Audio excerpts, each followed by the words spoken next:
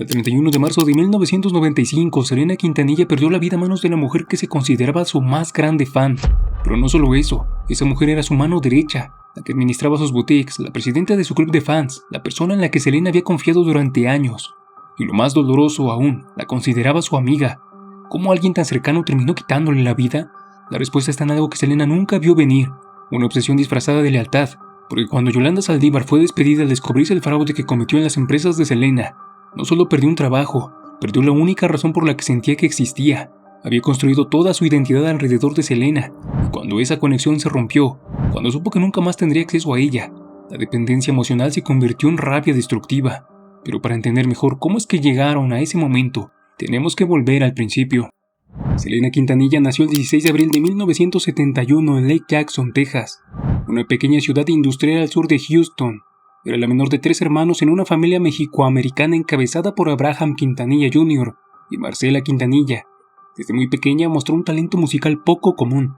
Su voz era potente, cristalina, llena de una emotividad que no parecía posible en una niña tan pequeña. Abraham, su padre, había sido músico en su juventud. Había formado parte de un grupo llamado Los Dinos en los años 50 y 60, pero había tenido que abandonar su sueño artístico por la presión económica y la discriminación que enfrentaban los artistas mexicoamericanos en Texas. Esa frustración nunca lo abandonó. Cuando vio el talento de Selena, vio una segunda oportunidad. Pero el evento que realmente alteró el rumbo de la vida de Selena no fue artístico, fue económico. En 1980, cuando Selena tenía apenas 9 años, el restaurante familiar Papagayos en el que Abraham había invertido sus ahorros y esperanzas quebró. La crisis del petróleo en Texas golpeó duramente a la región. Los clientes desaparecieron, las deudas se acumularon, y de la noche a la mañana la familia Quintanilla cayó en una crisis financiera devastadora. Ese colapso lo cambió todo. Abraham tomó una decisión que marcaría la vida de Selena para siempre. Convertiría la música en un proyecto de supervivencia. Formó una banda con sus 3 hijos, Selena como voz principal, A.B. en el bajo y Suzette en la batería. La llamó Selena y los Dinos. Lo que comenzó como un sueño también se convirtió en una presión insoportable, porque ahora Selena no solo era una niña con talento, era el motor económico de la familia, el sustento, la esperanza de salir de la pobreza. De aquí nace la primera herida invisible que Selena cargaría toda su vida: la parentificación infantil. La psicología del desarrollo, especialmente los estudios del terapeuta familiar Salvador Minuchin, describe este fenómeno como el proceso en el cual un niño es forzado a asumir responsabilidades de adulto. Cuando eso ocurre, el desarrollo emocional del niño se distorsiona. Selena ya no era solo la hija, era la proveedora, y eso genera 2 consecuencias devastadoras. Culpa paralizante: si fallo, mi familia sufre; si no canto bien, no comemos. Incapacidad para poner límites: no puedo decir que no porque todos dependen de mí. Selena no eligió ser la salvadora de su familia, pero una vez que ese rol le fue asignado, ya no pudo soltarlo, y esa carga invisible la acompañaría hasta el día de su muerte. Mientras otros niños de su edad iban a la escuela, jugaban en los parques y construían amistades, Selena crecía entre ensayos y escenarios improvisados, tocando donde podían, en fiestas de 15 años, en bodas, en fiestas de pueblo, a veces por unos pocos dólares y otras solo por comida. Su infancia se mezcló con trabajo, y eso dejó otra herida profunda: el aislamiento social. Selena prácticamente no tuvo amistades significativas fuera de su familia. Su círculo era su padre, su madre, sus hermanos y eventualmente los músicos de la banda. Su padre, con la intención de protegerla, limitaba estrictamente con quién podía relacionarse.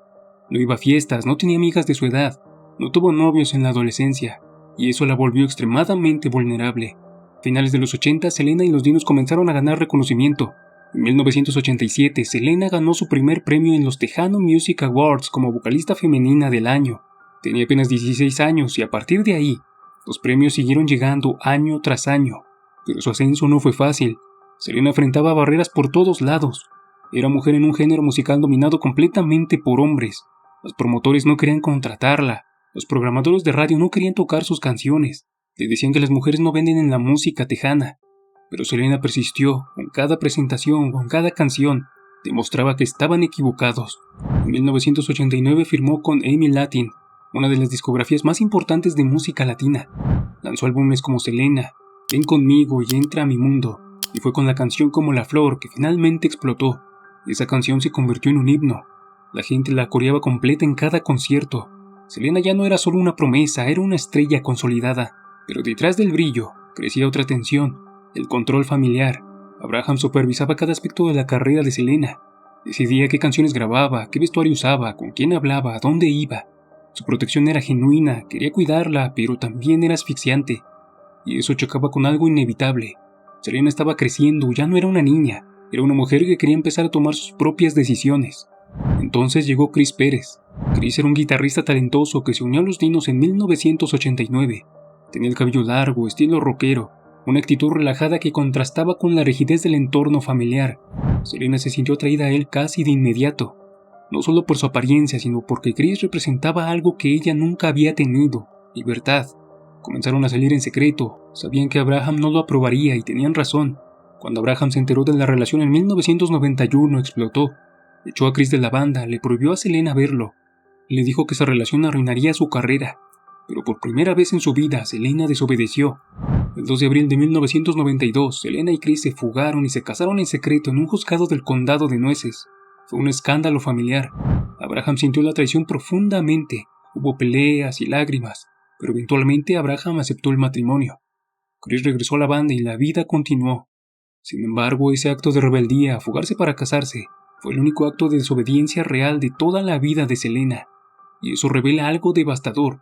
Incluso en su matrimonio, incluso en su momento de mayor autonomía, Selena seguía atrapada en el patrón de control familiar, porque todo lo demás de su vida seguía siendo decidido por otros. Y aquí debemos detenernos, porque lo que Selena vivió no puede entenderse sin comprender algo fundamental sobre la psicología del trauma y la vulnerabilidad emocional. Selena era una mujer extraordinariamente fuerte en el escenario. Cantaba frente a miles de personas, rompía barreras de género, enfrentaba la discriminación con gracia y determinación, parecía inquebrantable, pero en su vida personal era profundamente vulnerable, y esa vulnerabilidad no era debilidad, era el resultado inevitable de haber crecido bajo presión extrema, aislamiento social y falta de espacio para desarrollar herramientas emocionales de autoprotección. Cuando un niño crece como el sostén económico de la familia, cuando cada decisión de su vida pasa por el filtro de otros, cuando no tiene amistades fuera de su círculo familiar, cuando nunca comete errores de forma segura, ese niño crece sin aprender a poner límites, sin aprender a desconfiar de los demás cuando es necesario. Selena había sido entrenada toda su vida para ser leal, para confiar, para sostener a otros, para no decepcionar, para no fallar. Y todas esas virtudes se volverían fatales cuando se cruzaran con alguien que las explotara. En 1993, Selena ganó un Grammy por su álbum Live. Fue la primera mujer en la historia en ganar un Grammy en la categoría de Mejor Álbum de Música México-Americana. En 1994, Selena lanzó Amor Prohibido, el álbum que la catapultó al estrellato continental. Sus canciones dominaron la radio de todo el continente. Selena ya no era solo una estrella tejana, era un fenómeno latinoamericano. Pero ese mismo año decidió expandirse más allá de la música. Abrió boutiques llamadas Selena etc. en Corpus Christi y San Antonio. Quería diseñar ropa, crear moda, tener algo propio. Y aquí es donde las boutiques adquieren un significado simbólico profundo. Eran su intento de tener algo que no pasara por el filtro de su padre o su banda. Era su forma de decir: yo también puedo decidir, yo también tengo sueños propios. Selena había alcanzado la cima del éxito, tenía fama, reconocimiento, un matrimonio que le hacía feliz, proyectos propios. Parecía que finalmente estaba construyendo su vida. Selena era fuerte en el escenario, pero en lo personal seguía siendo la niña de 9 años que cargaba el peso de su familia. Y esa vulnerabilidad disfrazada de bondad estaba a punto de costarle la vida. Y fue entonces cuando apareció Yolanda Saldívar. Yolanda Saldívar llegó a la vida de Selena como admiradora, como fan devota, como alguien que ofrecía exactamente lo que Selena nunca había tenido: una amistad incondicional fuera de su familia. Y eso fue precisamente lo que la hizo tan peligrosa. Yolanda era enfermera de profesión, trabajaba en un hospital en San Antonio. Tenía 34 años cuando conoció a Selena en 1991, 13 años mayor que ella. Desde el primer momento mostró una devoción casi religiosa hacia la cantante. Asistía a todos sus conciertos, coleccionaba cada artículo, cada foto, cada recorte de periódico, y cuando se acercó a la familia Quintanilla, proponiendo formar un club de fans oficial, lo hizo con tal entusiasmo y organización que Abraham aceptó. Yolanda fundó el club de fans de Selena y lo administró con eficiencia obsesiva. Reclutaba miembros, organizaba eventos, vendía mercancía y poco a poco se fue acercando cada vez más a Selena, no solo como una fan, sino como una confidente.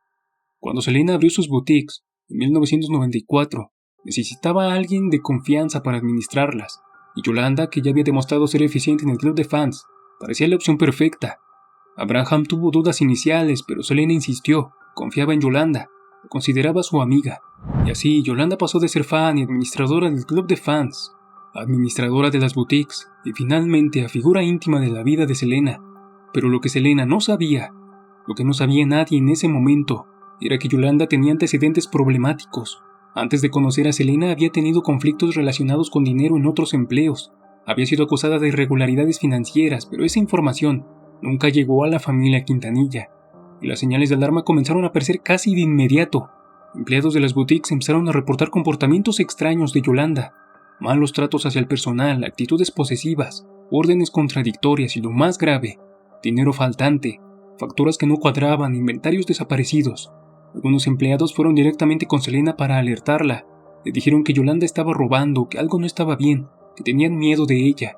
Pero Selena inicialmente se resistió a creerlo. Y aquí es donde las heridas invisibles de su infancia se volvieron fatales. Selena había sido criada para ser leal, para confiar, para sostener a otros, para no abandonar a quienes dependían de ella. Yolanda había sido su amiga durante años, le había dado apoyo emocional, le había ofrecido una amistad que nunca había tenido. ¿Cómo podía traicionarla así? Selena quería creer que había una explicación, que era un malentendido, que Yolanda no haría algo así, pero las evidencias siguieron acumulándose. Más empleados renunciaron, más dinero desapareció. Las irregularidades se volvieron imposibles de ignorar y finalmente, a principios de 1995, la familia Quintanilla confrontó a Yolanda con documentos bancarios y registros financieros. Faltaban miles de dólares. Yolanda intentó justificarse. Dijo que había errores administrativos, que podía explicarlo, pero las pruebas eran contundentes. El 9 de marzo de 1995, Selena y su familia despidieron formalmente a Yolanda Saldívar de todas sus responsabilidades, el club de fans, las boutiques, todo. Pero en lugar de simplemente irse, Yolanda reaccionó de una manera que reveló algo mucho más oscuro de lo que nadie había anticipado. Se negó a devolver documentos financieros de las boutiques. Dijo que los tenía en su poder y que solo los entregaría a Selena personalmente. Comenzó a llamarla constantemente, a enviarle mensajes, a insistir en reunirse. Lo que estaba ocurriendo aquí no era solo el final de una relación laboral, era el colapso de una dinámica psicológica profundamente enferma. Yolanda había idealizado a Selena durante años. La había convertido en el centro absoluto de su vida, no solo la admiraba, se había fusionado emocionalmente con ella.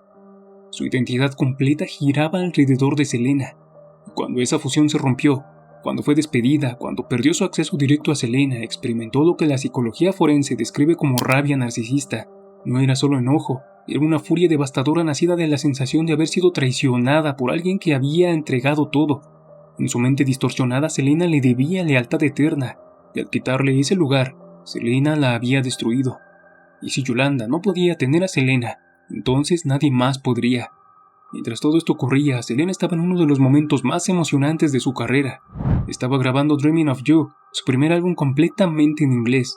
Era su crossover, su puerta hacia el mercado anglosajón, su oportunidad de convertirse en una estrella global. Las canciones ya estaban listas, las colaboraciones con productos de renombre estaban confirmadas. Todo apuntaba hacia un éxito masivo. Selena estaba a punto de alcanzar un nivel de fama que trascendería fronteras, idiomas y culturas. Pero nunca llegó ese futuro. El 31 de marzo de 1995 comenzó como un día normal. Selena tenía una agenda apretada, pero Yolanda seguía insistiendo en reunirse para devolverle los documentos financieros. Después de varias llamadas, Selena accedió. Quedaron de verse en Daisy's Inn, un motel en Corpus Christi. Selena llegó acompañada inicialmente, pero finalmente entró sola a la habitación del motel donde Yolanda la esperaba. Lo que ocurrió dentro de esa habitación nunca quedó completamente claro, pero lo que sí se sabe es que hubo una discusión. Yolanda no tenía los documentos que había prometido. Las excusas eran contradictorias. Selena finalmente perdió la paciencia. Y cuando Selena se dio la vuelta para irse, Yolanda sacó el revólver y le disparó por la espalda. La bala atravesó su hombro derecho, cortó una arteria principal y se alojó en su pecho. Selena, herida mortalmente, corrió hacia el lobby del motel. Dejó un rastro de sangre por el pasillo. Llegó hasta la recepción, señaló hacia la habitación de Yolanda y dijo las últimas palabras que pronunciaría en su vida. Yolanda, habitación 158. Identificó a su agresora y luego colapsó. Los paramédicos llegaron minutos después. La llevaron de emergencia al hospital, intentaron reanimarla, le hicieron transfusiones masivas de sangre, pero había perdido demasiada. La arteria seccionada había vaciado su cuerpo en minutos. A la 1:05 p.m., Selena Quintanilla fue declarada muerta, cuando apenas tenía 23 años de edad. Pero la tragedia no terminó ahí. Mientras Selena moría en el hospital, Yolanda Saldívar se atrincheró en su camioneta en el estacionamiento del motel. Tenía el revólver apuntando contra su propia cabeza, amenazando con quitarse la vida.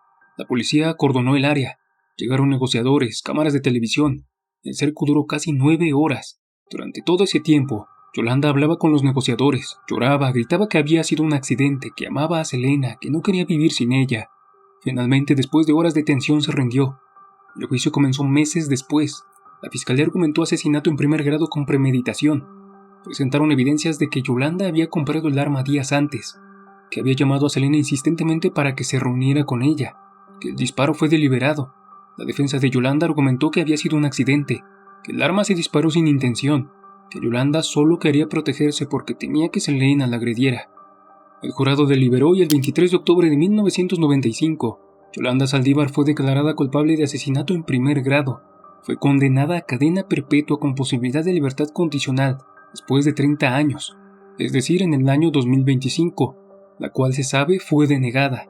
Selena Quintanilla fue amada por millones, pero murió sola, en ese motel, traicionada por la única persona en la que había confiado fuera de su familia.